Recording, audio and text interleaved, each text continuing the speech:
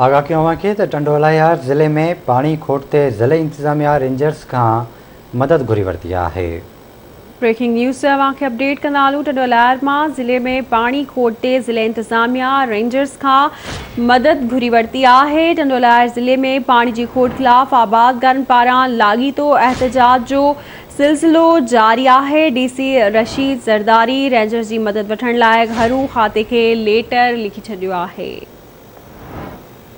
Update कयूं पिया टंडोलायार ज़िले में पानी खोट ते ज़िले इंतज़ामिया रेंजर्स का मदद घुरी वरती है। टंडोलायार ज़िले में पानी की खोट खिलाफ आबादगारन पारां लाॻीतो एहतजाज जो सिलसिलो जारी है।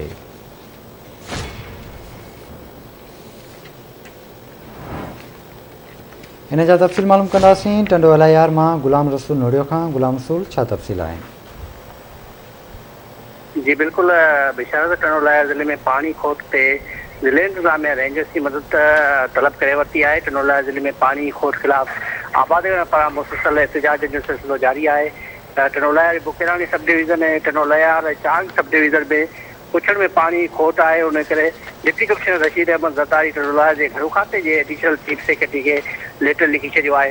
ज़िले इंतज़ामिया पारां लिखियल लेटर की कापी आवाज़ की हथ करे वरती है। लेटर के पत्र विझायो वियो है त पुछड़ जा आबादगार गुज़िरियल 2 महीननि खां रापा एहतजाज में मुख़्तलिफ़ शाखनि में टुटल मोगन लॻल पाइपनि ऐं वंजनि खे मुकमल ख़त्म कयो वियो आहे।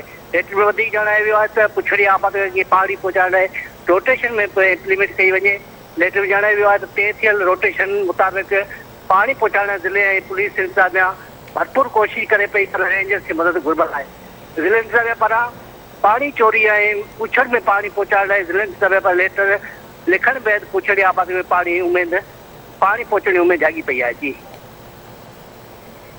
मेहरबानी अवां जी अपडेट करण लाइ।